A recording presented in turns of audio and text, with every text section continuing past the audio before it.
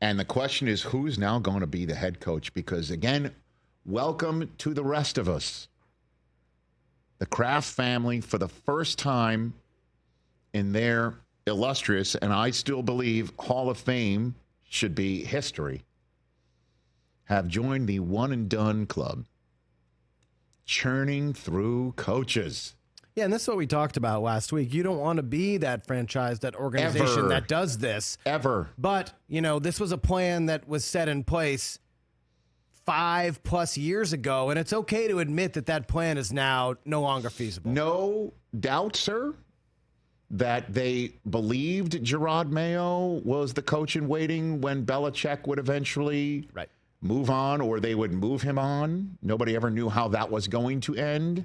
There were times when Jerod Mayo, other teams were knocking on the Patriots' door for permission to speak with him. They refused to give it.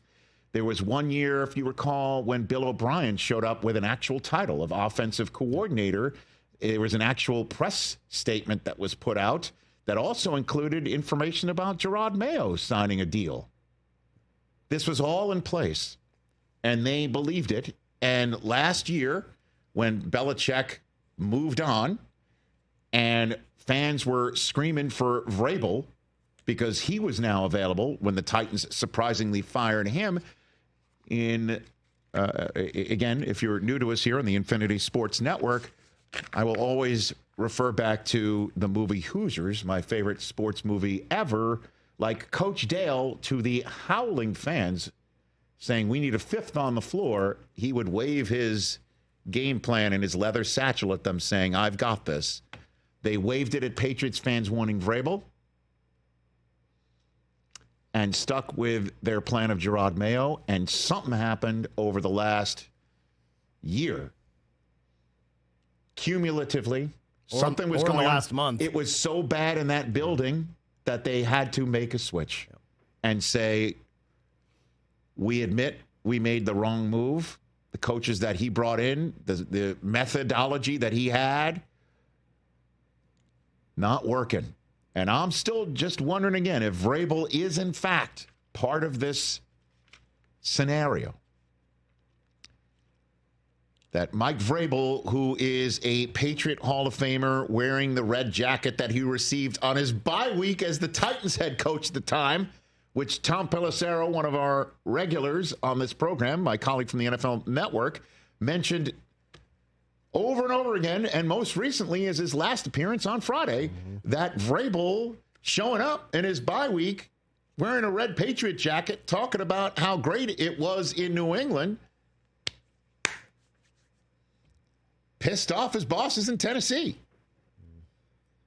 And if he is part of it now, I'm just wondering, the fact that he met with the Jets on Friday and everybody came out of that meeting saying how well it went, very, very well.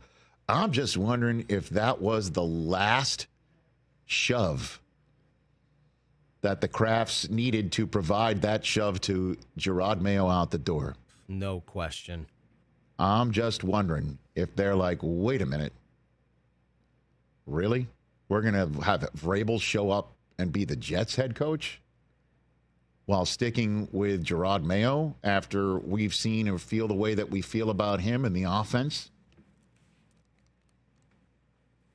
And Vrabel might be bringing Josh McDaniels to the sideline in New York? We're going to let that happen? Yeah, untenable. No chance.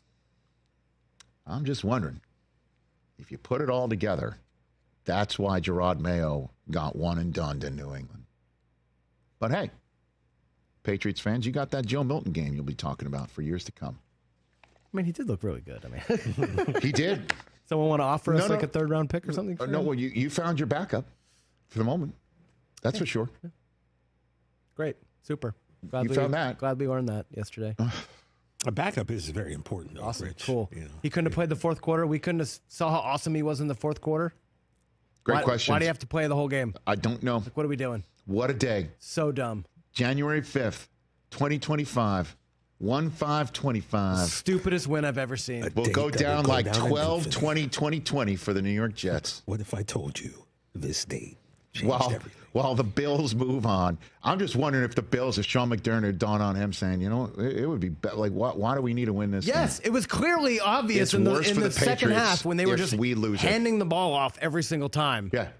Give a Mike White bomb here and Mike there. White. It was so amazing. At one point, the Patriots fandom were putting their hopes in the hands of former Jet quarterback Mike White. Mike, can you please score a touchdown here and keep us the first overall selected team? Here's how I